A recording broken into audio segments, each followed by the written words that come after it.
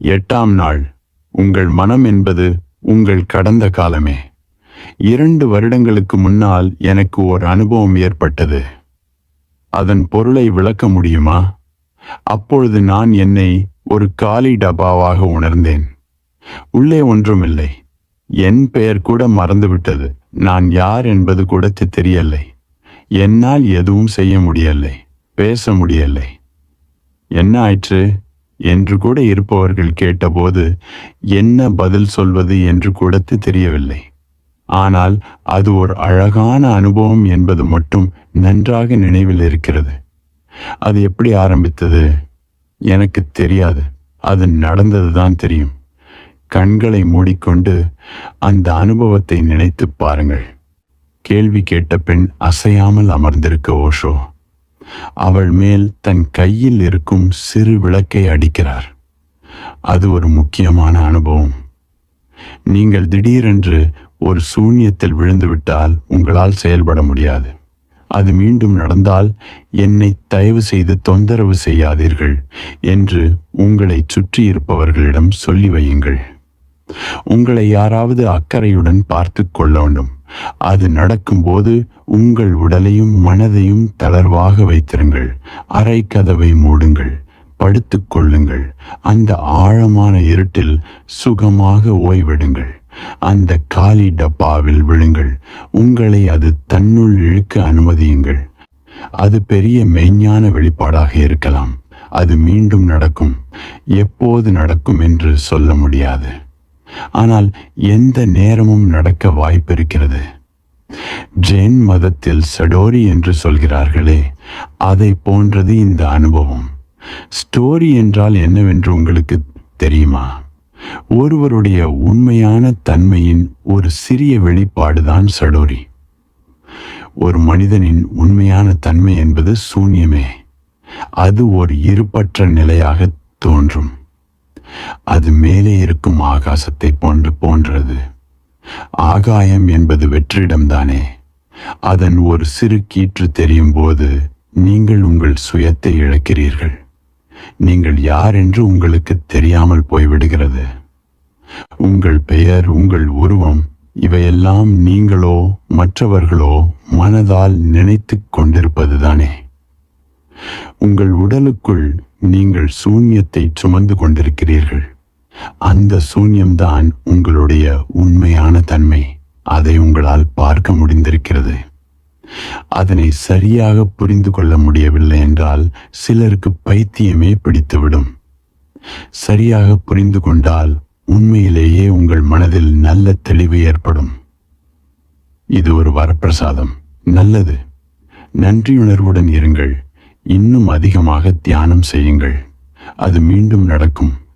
அது பார்க்க மரணத்தை போல் இருக்கும். பயப்படாதீர்கள். அது மரணமில்லை. அதுதான் வாழ்க்கை. நடந்தது குறித்து சந்தோஷப்படுங்கள். நான் இங்கே 7 நாட்களாக தியானம் செய்து கொண்டிருக்கிறேன். கொஞ்ச நாள் வெளியே போய்விட்டு திரும்பலாம் என்று நினைக்கிறேன். எனக்கு என்னை பற்றி தெரியுமாகையாலே போனால் திரும்பி வர கஷ்டமாக இருக்குமோ என்று அஞ்சுகிறேன். என்னுடைய உந்துதல் இன்னும் தீவிரமாக இருக்க ஒரு வழி சொல்லுங்களேன். முதலில் சந்நியாசம் வாங்கிக் கொள்ளுங்கள். அது உதவும். கண்களை மூடிக் கொள்ளுங்கள். என்ன நடக்கிறதோ அதை நடக்க அனுமதியுங்கள். கடந்த காலத்திலிருந்து ஒரு நாள் இல்லாவிட்டால் ஒரு நாள் எல்லாவற்றையும் முறித்து கொண்டு வர வேண்டும். அப்போதுதான் பழக்கங்களும் வழிமுறைகளும் தானாக மாறத் தொடங்கும். பிரபாத் என்றால் காலை என்று பொருள். ஆனந்தம் என்றால் பேறு வகை. இரண்டையும் சேர்த்து வாசித்தால் பேறு வகையான காலை பொழுது என்று பொருள். எனவே காலை நேரம்தான் உங்கள் தியான நேரமாக இருக்கப் போகிறது. உலகில் எங்கு இருந்தாலும் சூரியோதயத்தை பார்க்காமல் இருந்து விடாதீர்கள்.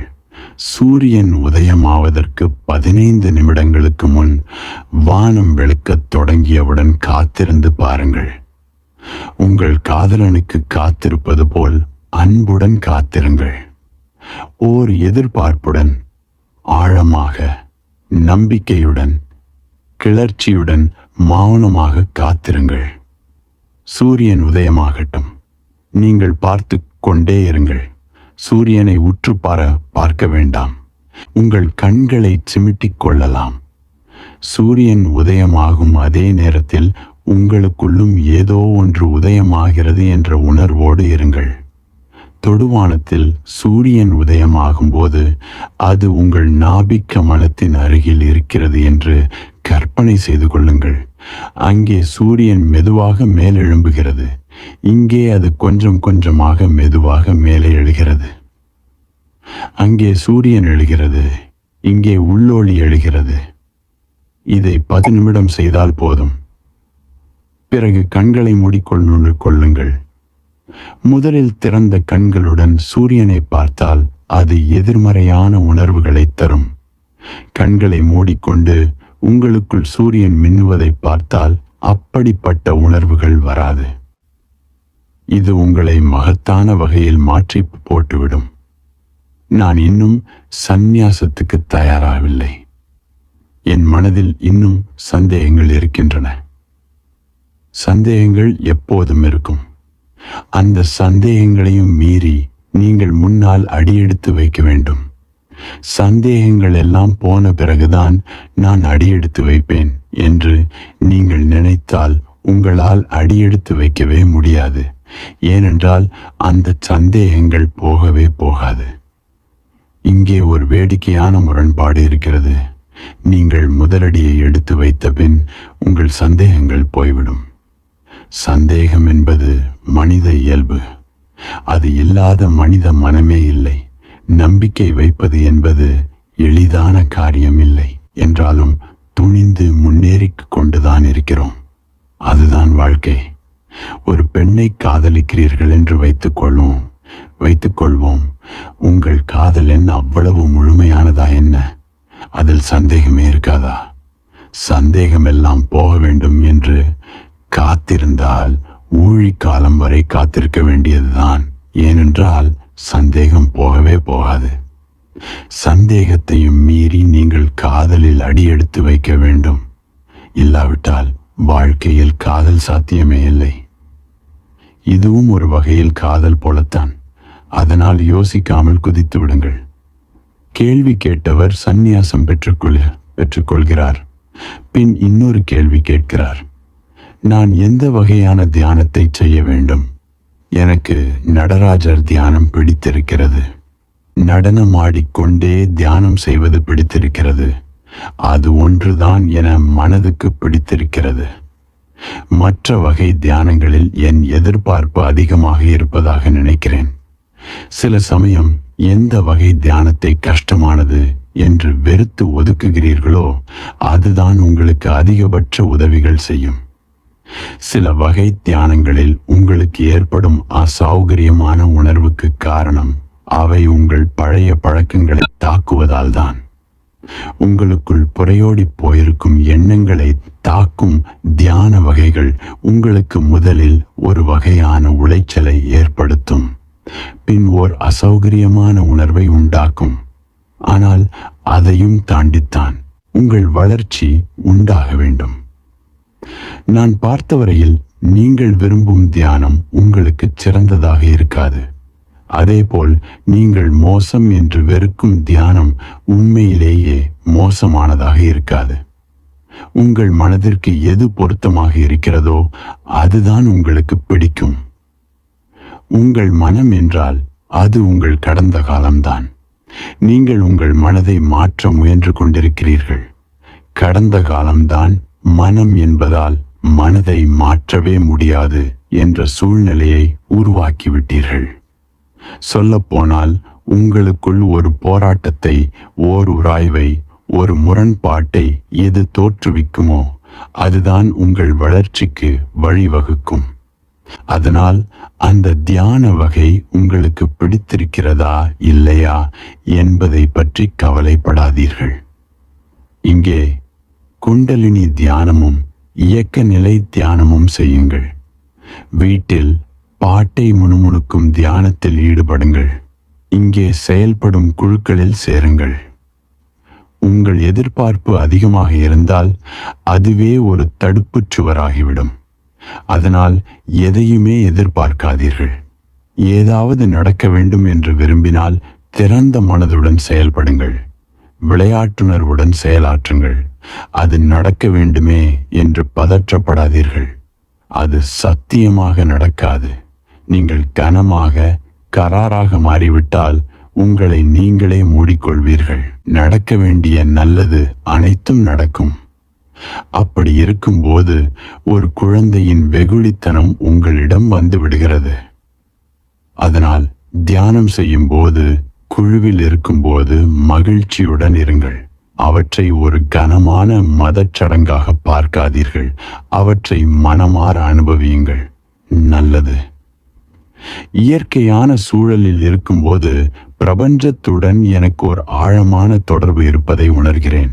ஆனால் எனக்கு ஒரு பிரச்சனை இருக்கிறது. அதற்கு உங்கள் உதவி தேவைப்படுகிறது. யாராவது திடீரென்று ஏதாவது செய்தால், நான் எதிர்பாராத சமயத்தில் என்னை யாராவது தூண்டிவிட்டால் பயங்கரமாக கோபம் வருகிறது. இது கேலிக்கூத்து, முட்டாள்தனம் என்று தெரிகிறது.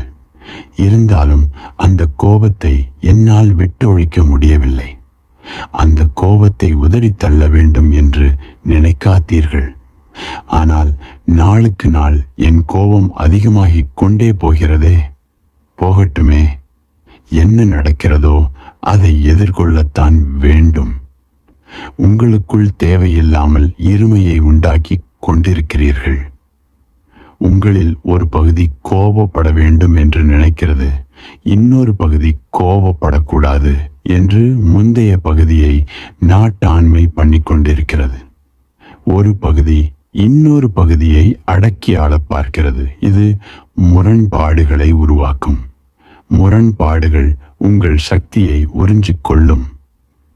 இரண்டு பகுதிகளும் நீங்கள்தான் என்னும் போது இதில் வெற்றி தோல்விக்கே இடமில்லை. இது வழியில்லை. ஒருமையாக முழுமையாக இருப்பது ஒன்றுதான் வளர்ச்சிக்கு வழி. உங்கள் மனதில் சினம் எழுந்தால் அது யார் மீதாவது தான் இருக்க வேண்டும் என்ற அவசியமில்லை. கோபமாக இருங்கள், அது போதும். அது ஒரு தியானமாகவே இருக்கட்டும். அறை கதவை சாத்தந்துங்கள். நீங்கள் மட்டும் தனியாக அமர்ந்து இருங்கள். எவ்வளவு கோபம் வேண்டுமானாலும் வரட்டும். வருகின்ற கோபத்தை ஒரு தலையணை மேல் காட்டுங்கள். அதனை அடியுங்கள், குத்துங்கள், தப்பில்லை. இது எனக்கு போதாது, என் கோபம் அதைவிட பெரியது. லயணையை குத்துவதால் என் சினம் மாறாது. தலையணையை என்ன செய்ய தோன்றுகிறதோ அதை செய்யுங்கள். தலையணை அதை தடுக்காது. தலையணையை கொல்ல வேண்டுமா? ஒரு கத்தியை எடுத்து அந்த தலையணையை கொல்லுங்கள். அது உங்களுடைய கோபத்திற்கு வடிகாலாக இருக்கும். நீங்கள் கோபமாக இருக்கும்போது தலையணை எந்த அளவிற்கு உதவி செய்யும் என்று உங்களால் நினைத்து பார்க்க கூட முடியாது. அதை அடியுங்கள், கடியுங்கள், கடாகங்கள், தூர எறியுங்கள்.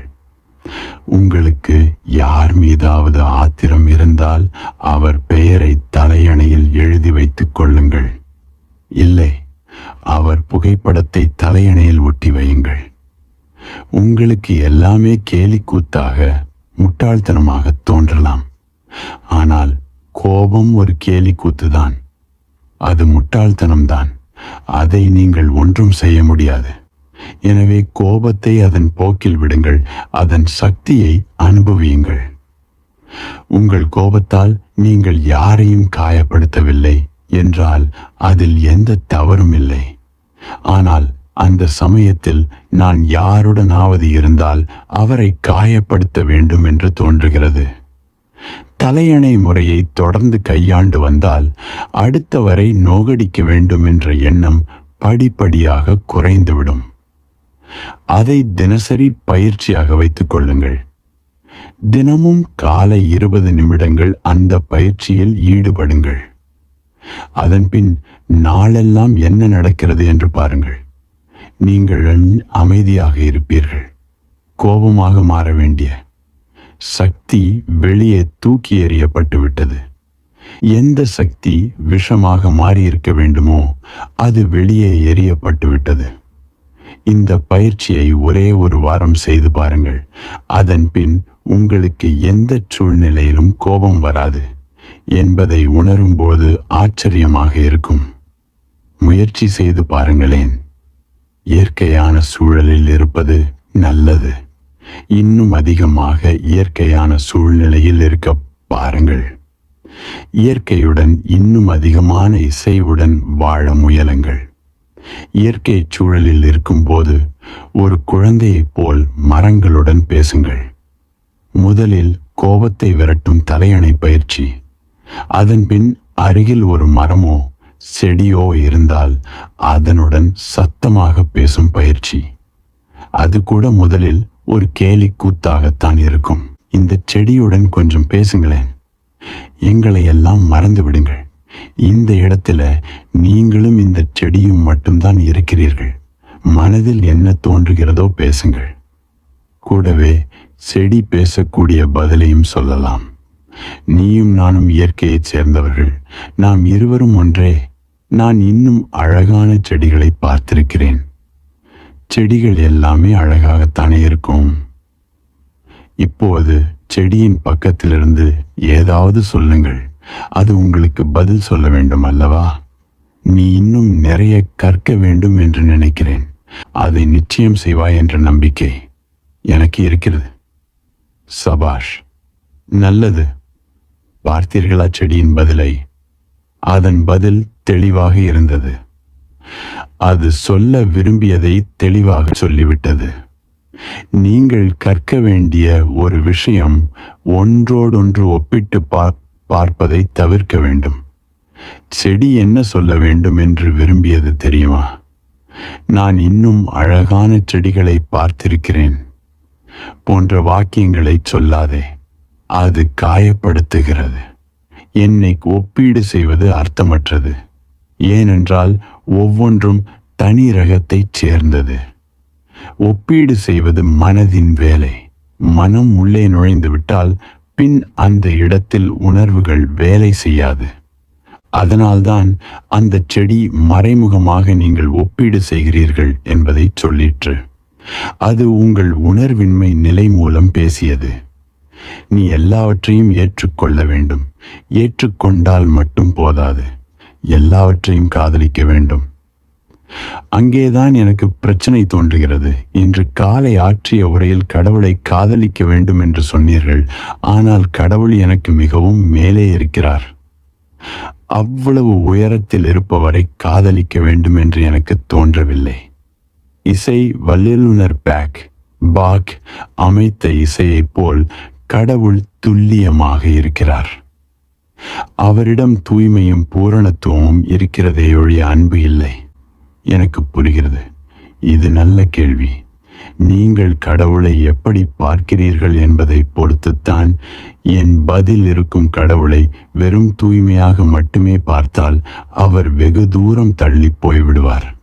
அவரை ஒரு சூத்திரமாக அல்லது ஒரு கோட்பாடாக பார்த்தால் அவரை தொட முடியாது, அவரை உணர முடியாது, அவரை புரிந்து கொள்ளக்கூட முடியாது. நிச்சயமாக அவரை காதலிக்க முடியாது. ஆனால் கடவுள் எல்லா இடத்திலும் இருக்கிறார். இந்த செடி வடிவத்தில் இருப்பது கூட தெய்வம்தான் என்று உணர்ந்து கொண்டு விட்டால் எந்த பிரச்சனையும் இல்லை. அதன் பின் கடவுளை காதலிப்பதற்கு எந்த தடையும் இல்லை. அதன் பின் இந்த செடியை தொட்டால் அது கடவுளை தொடுவதற்கு ஒப்பாகும். அந்த தொடுதலே சிலிர்க்க வைக்கும். அதைத்தான் இன்று காலை உரையில் சொன்னேன். நான் சொன்ன கடவுள் தத்துவவாதிகளின் வாதத்தில் இல்லை. ஆபிரகாமின் தெய்வத்தன்மையில், இயேசுநாதரின் தெய்வத்தன்மையில், உண்மையாக இருக்கும் எளிய மக்களின் தெய்வத்தன்மையில் கடவுள் உயிர் வாழ்கிறான். இந்தியாவில் உண்மையான இறைத்தன்மையை காணலாம்.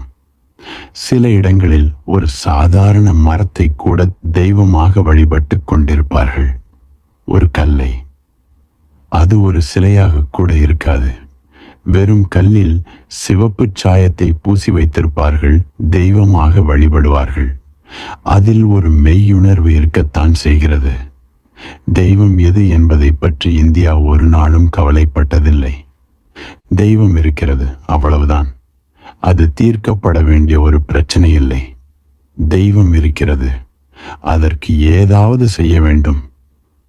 அதனால் தொடர்ந்து செடிகளுடனும் மரங்களுடனும் பேசிக் கொண்டிருங்கள். அதில் பல நன்மை நடக்க வாய்ப்பிருக்கிறது. அதேபோல் நான் சொன்ன தலையணை பயிற்சியை மறக்காதீர்கள். அன்பு வருவதற்கு நான் ஏதாவது கொடுக்கிறேன்.